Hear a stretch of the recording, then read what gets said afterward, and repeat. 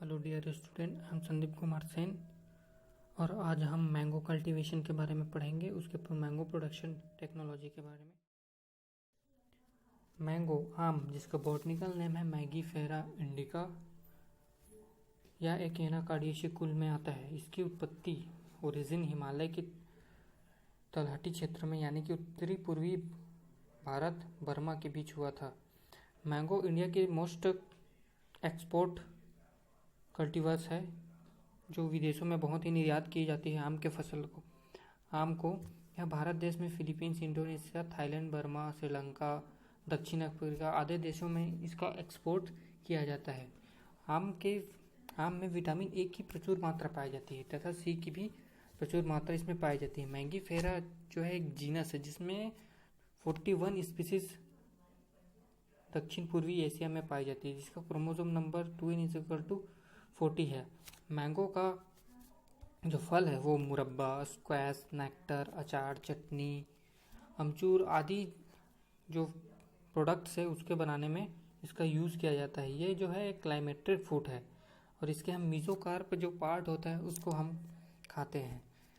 यह एक tropical fruit crop है, उपोष्ण जलवायु का पौधा है जिसके लिए हम 75 से 80 फ़ारेनहाइट टेम्परेचर की ज़रूरत पड़ती है। अधिक आर्द्रता जो ह्यूमिडिटी वाले स्थान है वहाँ फसल अच्छी नहीं होती। फूल आने के समय वातावरण शुष्क व आसमान साफ रहना चाहिए एवं फल वृद्धि के समय ओले, तूफान जैसे चीज़ हैं वो नहीं आना चाहिए, जिससे प्रोडक्शन में नुकसान होता है। और इसका सॉइल है, आम विभिन्न प्रकार के भूमि में पैदा किया जाता है, परंतु गहरी दोमट भूमि जिसमें उचित जल निकास की व्यवस्था होती है, पानी निकलने का अच्छा साधन होता है, उस वाले सॉइल में इसका कल्टीवेशन आराम से किया जाता है। और उसका पीएच मेंटेन करने के लिए 5.5 से 7.5 तक का जो पीएच है उस भूमि पर आम का कल्टीवेशन बड़ी आसानी से किया जा सकता है।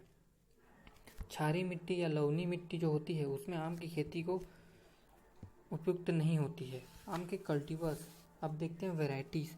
आम में बहुत सारी वैरायटीज़ फेमस है। मोस्ट फेमस वैरायटी है जो कि है अल्फांसो। लेकिन यहाँ अल्फांसो, बॉम्बे ग्रीन, दशहरी, फजली, लंगड़ा, नीलम, केसर, पैरी, चौसा, दशहरी जो यहाँ पर बहुत ही ज़्यादा।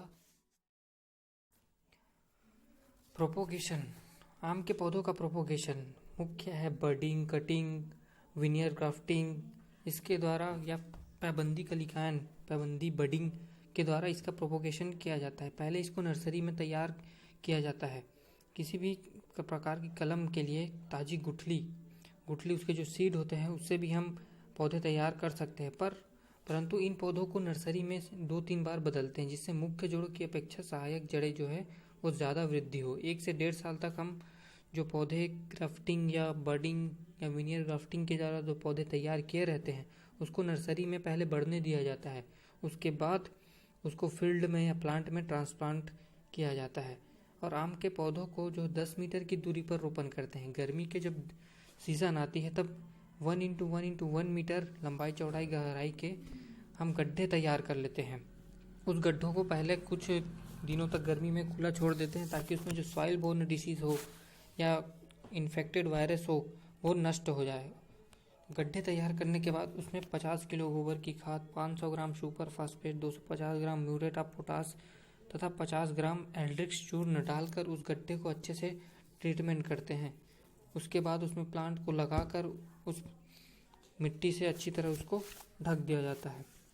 फर्टिलाइज़र, गोबर की खाद, नाइट्रोजन, फास्फोरस, पोटास इसको year wise 1 year, 2 year, 3 year, 4 year, 5 year तथा 6 ईयर तक देते रहते हैं। गोबर की खाद, फास्फोरस और पोटास की पूरी मात्रा हम देते हैं, बल्कि उसके बाद नाइट्रोजन जो है उसकी आधी मात्रा हम हर वर्ष देते रहते हैं। प्रारंभिक वर्ष है उसमें देते हैं। जो शेष जो नाइट्रोजन रहता है उसको फरवरी मार्च में फूल आने के बाद हम देते हैं।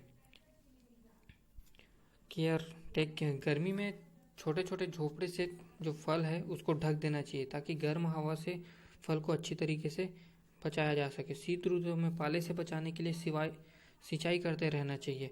बरसात के समय पानी के लिए जल निकास की उचित व्यवस्था करके रखनी चाहिए। मूल वृंत से निकलने वाली जो शाखाएं हैं उसको काट देना चाहिए। भूमि से कम 1 मीटर की ऊंचाई तक कोई भी ब्रांच नहीं निकलने देना है। रोगग्रस्त या डिसीज इन्फेक्टेड या सूखी हुई जो टहनी या ब्रांचेस होते हैं उसको समय समय पर हम निकालते रहते हैं। आम के पौधे जब छोटे हों तो खाली स्थान पर दलहनी फसल, सब्जियां, पपीता व केला आदि। अब देखते हैं इरिगेशन। जो विंटर सीजन रहता है उसमें 7 दिन के अंतर में और गर्मी में 3 दिन के अंतर में हम इरिगेशन करते रहते हैं जब पौधे 1 से 2 वर्ष के हों। जब पौधे बड़े होते जाते हैं तब शीत ऋतु में 15 से 20 दिन के अंतराल में तथा गर्मी में 7 से 10 दिन के अंतर पर हम सिंचाई करते रहते हैं। ड्रिप इरिगेशन द्वारा सिंचाई करने से उपज में जो यील्ड में है उसमें वृद्धि पाई गई है तथा उससे पानी की बचत कम होती है। Flowering and fruiting. आम के जो प्ररोहों में फूल विभोधन डिफ्रेंशिएशन अक्टूबर दिसंबर माह में ही आरंभ हो जाता है। दक्षिण और पश्चिम भारत में फूल दिसंबर में आना शुरू हो जाते हैं, जबकि उत्तर भारत है उसमें फरवरी मार्च में फूल आते हैं। आम के इन्फ्लोरोसेंस टर्मिनल होता है, परंतु कुछ हिस्सों में एक्सिलरी व 1 से अधिक भी हो सकते हैं। इस पर 1000 से 6000 तक फूल आते हैं। 2 प्रकार के होते हैं, नर तथा उभयलिंगी। फलों का गिरना डिसीज पाउडरी मिल्ड्यू, यह बीमारी ओडियम स्पीसीज के जो फंगस होते हैं उसके कारण होता है। इसके कारण जो फूल व फूलों में छोटे फलों पर भूरे रंग के बुकनी छा जाती है तथा बाद में यह गहरे भूरे रंग के हो जाते हैं। फूल व फल झड़ने लगते हैं। इसके नियंत्रण के लिए गंधक का घोल 0.2% घोल का छिड़काव करते रहना चाहिए। एंथ्राक्नोज डिजीज, यह रोग जो है कोलेट्रोट्राइकम स्पीसीज के फंगस के कारण होता है। इसमें कवक पेड़ों की शाखाओं, पत्तियों, फूलों व फलों के कोमल भाग को नुकसान पहुंचाती है। हाई ह्यूमिडिटी के कारण होता है। पत्तियों पर गहरे भूरे रंग के चकत्ते या स्पॉट्स बन जाते हैं। इसके कंट्रोल के लिए बोडो मिक्सचर का छिड़काव 3 बार फरवरी, अप्रैल व सितंबर पर करते रहना चाहिए। अगला इसमें इंसेक्ट लगता है, वो है मैंगो हॉपर। ये क्या करता है, यह छोटे भूरे रंग के होते हैं तथा यह आम के फूल तथा फल जो वह नई निकली पत्तियां यानी कि न्यू शूट्स पर अटैक करता है। उसके रस को चूस लेता है जिससे पूरा फल व फूल मुरझाकर नीचे गिर जाते हैं। इसके कंट्रोल के लिए एल्ड्रीन 0.04%, फॉलीडॉल 0.05% का हम छिड़काव करते हैं। मैंगो मॉल फॉर्मेशन, ये एक फिजियोलॉजिकल डिसीज है। इस बीमारी का प्रकोप भारत के उत्तर पश्चिमी भाग में अधिक पाया गया। यह 2 प्रकार की होती है, वेजिटेटिव मॉल फॉर्मेशन और फ्लोरल मॉल फॉर्मेशन।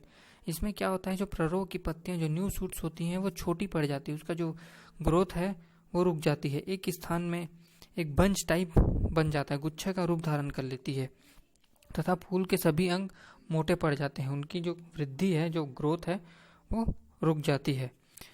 ये फ्यूजेरियम मोनिलीफॉर्म फंगस के कारण होता है। इसके कंट्रोल के लिए एक ऑक्सिन जो ग्रोथ रेगुलेटर है उसका NAA 200 ppm का छिड़काव अक्टूबर के दूसरे हफ्ते में। हार्वेस्टिंग एंड यील्ड, आम के पौधे 4 से 5 वर्ष से फल देना आरंभ हो जाते हैं। औसत उपज, इसकी एवरेज प्रोडक्शन है 500 फल प्रति वर्ष प्राप्त होते हैं। कुल वर्ष पश्चात औसत उपज 1000 से 3000 फल तक पहुंच जाती है। इसके स्टोरेज, जो परिपक्व जो मैच्योर फल होते हैं उसको कोल्ड स्टोरेज में 45 to 48 फ़ारेनहाइट टेम्परेचर पर 4 से 7 हफ्ते तक रखते हैं। कुछ किस्मों को 52 अंश फ़ारेनहाइट पर रखा जाता है तथा इनको कोल्ड स्टोरेज में सुरक्षित रखा जाता है।